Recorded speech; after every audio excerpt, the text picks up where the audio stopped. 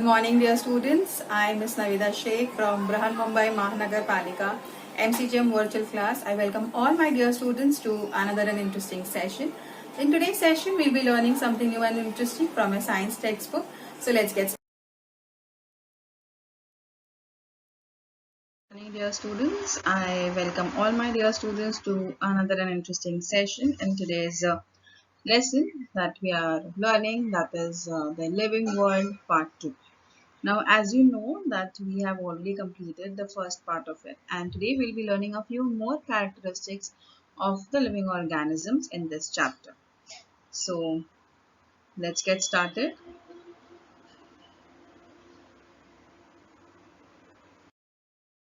We all learned that we grow, and in order to grow we need food. But what exactly happens to the food that we eat inside our body? Once you eat the food, it goes into your body, and inside the body there are various organs where it goes. Okay, like from the mouth it goes into the esophagus, from the esophagus it goes into the stomach, from the stomach it goes into the small intestine, large intestine, and then from the anus you give out the waste. But whatever food that you eat, all the nutrients from it is absorbed, and whatever remaining unwanted waste material is given out. Now that material is very important because it is harmful for our body.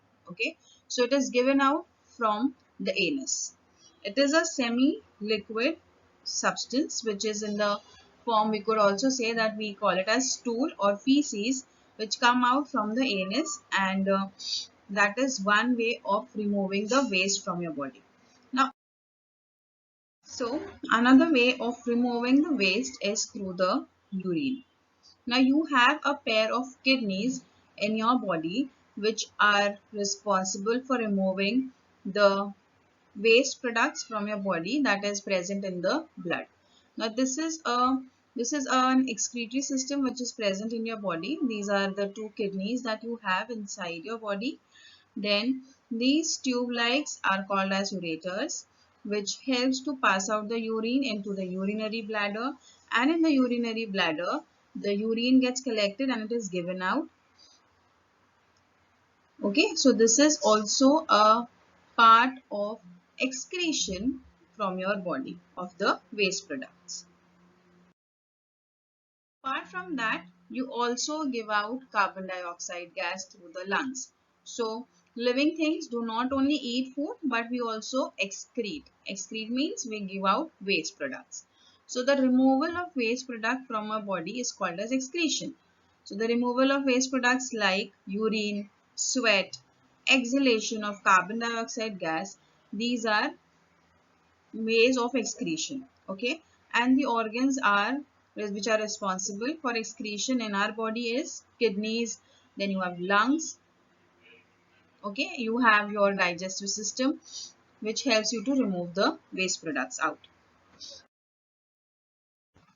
So excretion, in other words, we can say waste substances are formed during many processes that takes place in the bodies of animals. These are called excreta, and the process of eliminating them from the body is called excretion. Animals have specific organs for excretion, as I've explained you all earlier. Like humans we have seen, and other animals and plants, all living organisms have this characteristic. Like here you can see a rabbit, and the rabbits also give out excreta from their body. Animals like cow, you must have seen cow dung.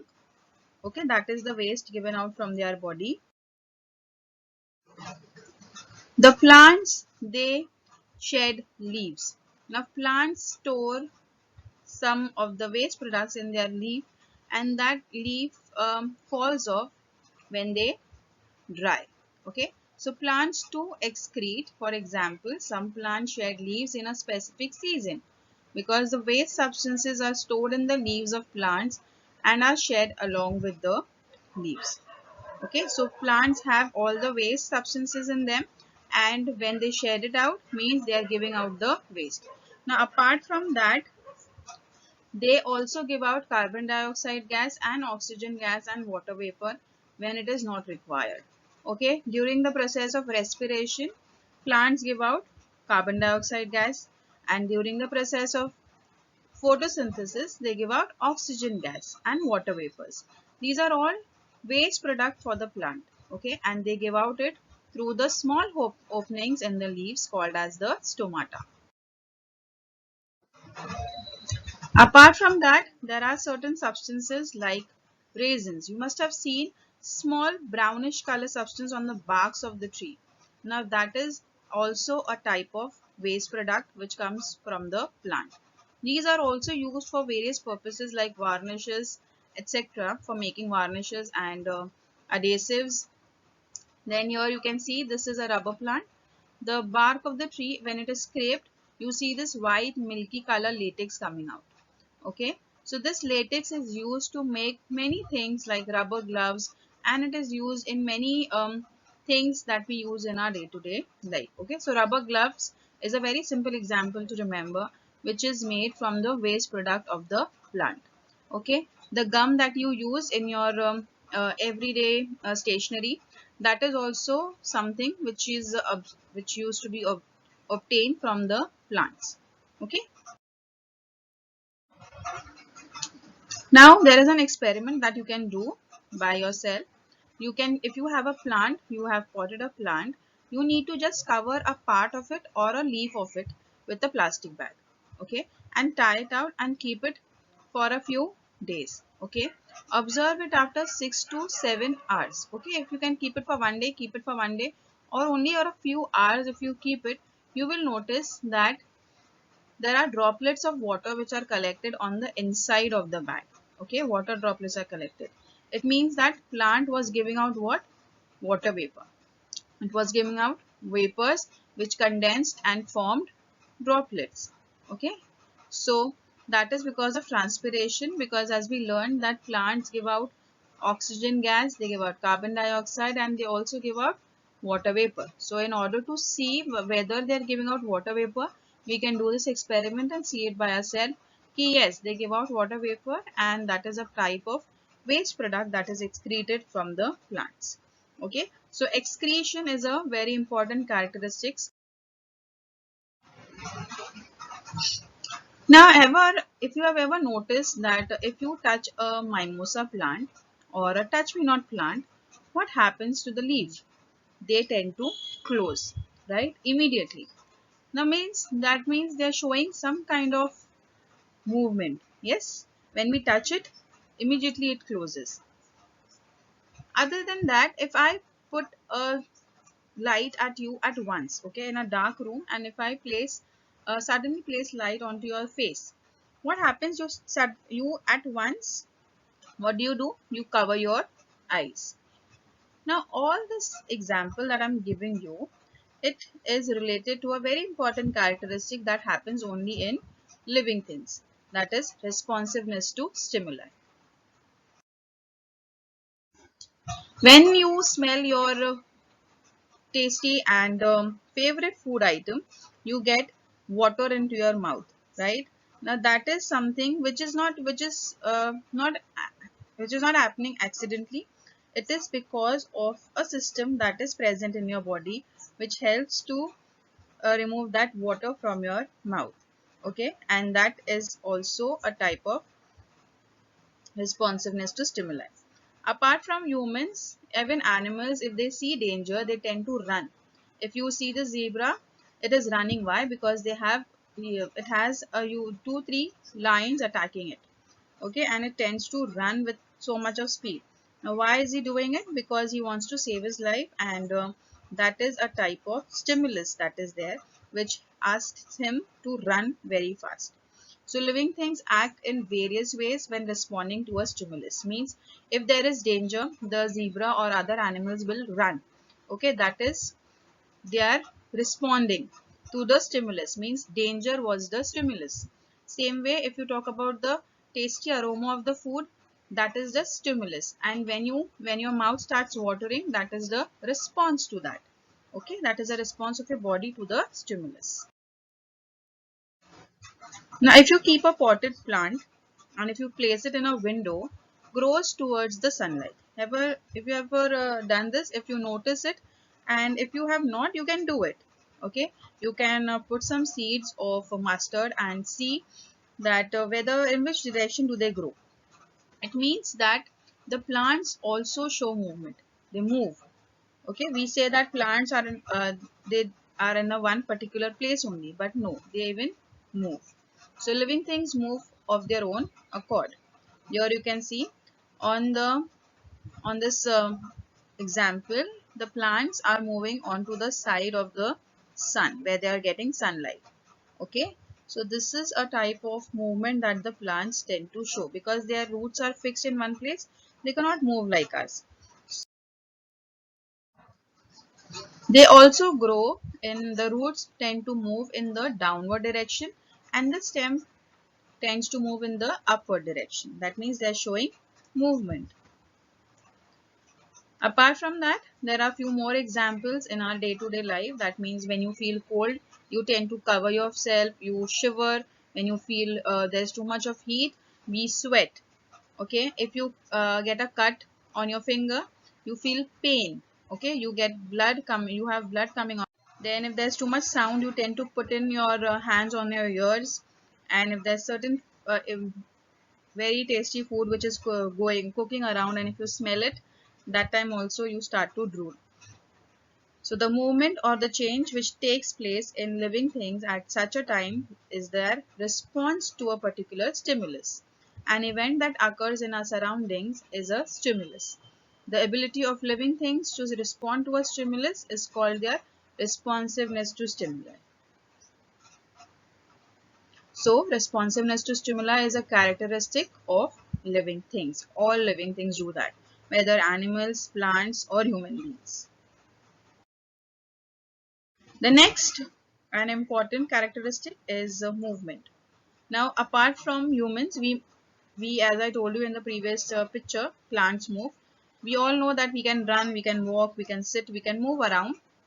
Okay, so we show movement. If you see a rock or a chair kept, it doesn't move on its own. So it is an important characteristic of living thing. You can see the birds here, they are flying. That means they are moving. You can see this frog jumping. It is also showing movement, right? So movement is shown only in living organism.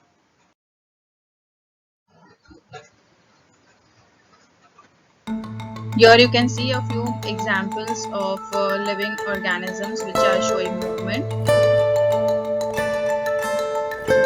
They move in order of their requirement to hunt, to save themselves, to eat food, to find food.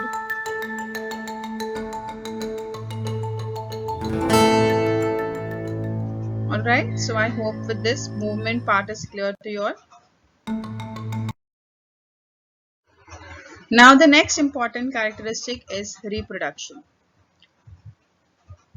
We have seen plants grow, animals grow, and we have also seen, you must be having cats or dogs in your vicinity, you must have seen they have small kids. Okay, now that is very important. Even though you must have seen it in your house also, you must be having younger brothers and sisters. Now living things produce other living things like themselves. Okay, if you see a cat will produce a offspring like itself only. Okay, some animals give birth to the young ones, some lay eggs. Their young ones hatch out of the eggs. Some living organisms which lay egg, like the hen, frogs, snakes, duck. These are animals which lay eggs, and these eggs will hatch after some times and produce a similar looking young ones from them. Okay. On the other hand, you can see elephant, human baby, you can see monkey, you can see dogs. So these are animals or living organisms which give direct birth to the young ones. Okay.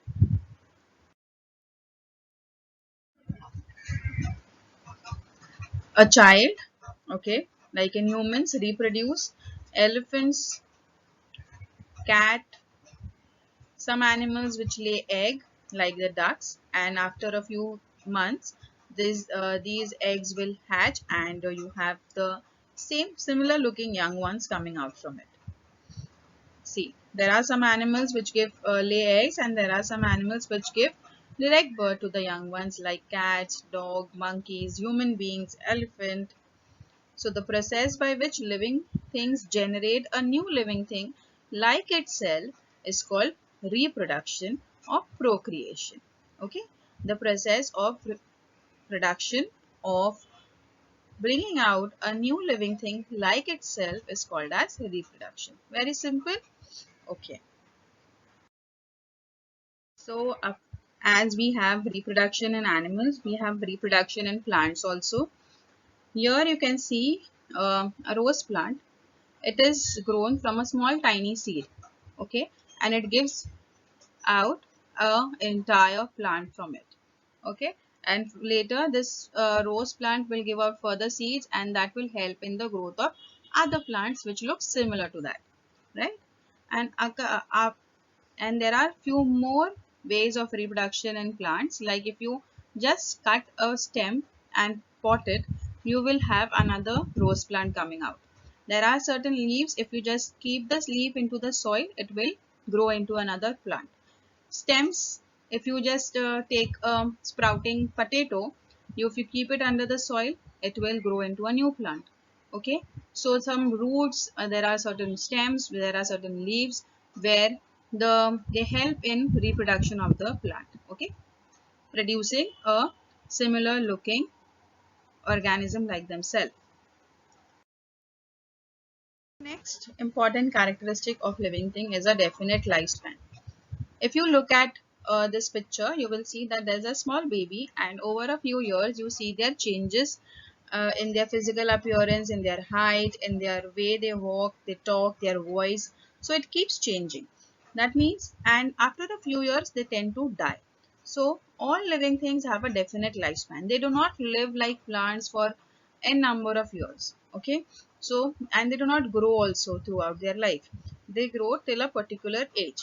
Okay. So if you see in humans, you must have seen it in your house only. If you go through an album, old album of your parents or your grandparents, you see how their structure was and how they have over the period of year, their body is undergoing changes, and eventually they die. Okay.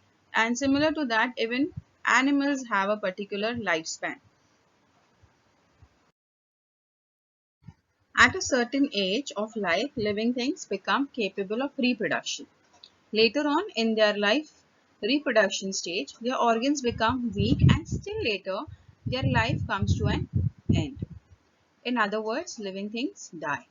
So the lifespan of different animals and plants are different. For example, the lifespan of a dog is about 12 to 18 years, while the ostrich lives for 50 years. And here are a few examples of animals and their how long do they live. A housefly lives for 1 to 4 months. A dog, as we said, discussed 16 to 18 years. An ostrich 50 years. And an elephant can live for up to 90 years. Okay. There is an turtle which was found in Galapagos Island in South America, which is about 170 years old, and you can see how huge this turtle is. Okay, so this is a giant turtle which is about 170 years old. Whereas on the other hand, you see this tiny looking insect which is called as the mayfly. Okay, whose lifespan is only from 1 hour to 24 hours.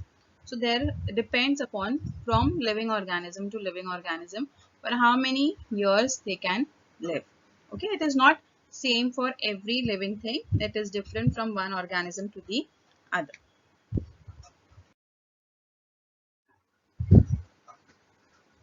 Now you must have seen a honeybee hive. You can see the structure, how it looks. It has got small holes, okay, and a proper shape. Now you have seen the small compartments of a honeycomb. These small compartments are joined together to form a honeycomb. They are not separate. They are joined with each other. They are linked. Okay.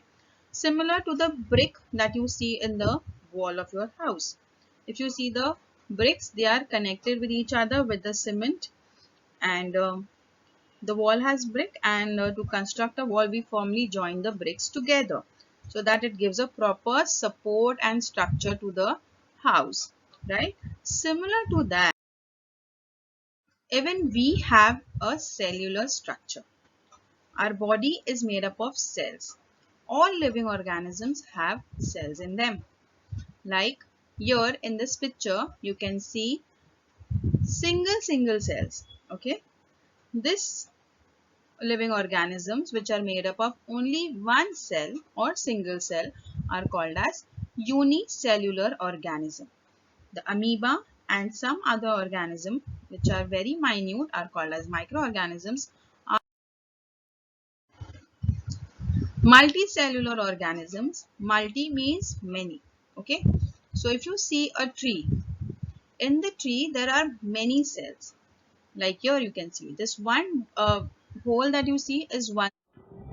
If you liked our video, please subscribe to our channel and do not forget to hit the like button. Hope this session was quite useful to you. In the next coming period, we'll learn something new and interesting. Till then, thank you.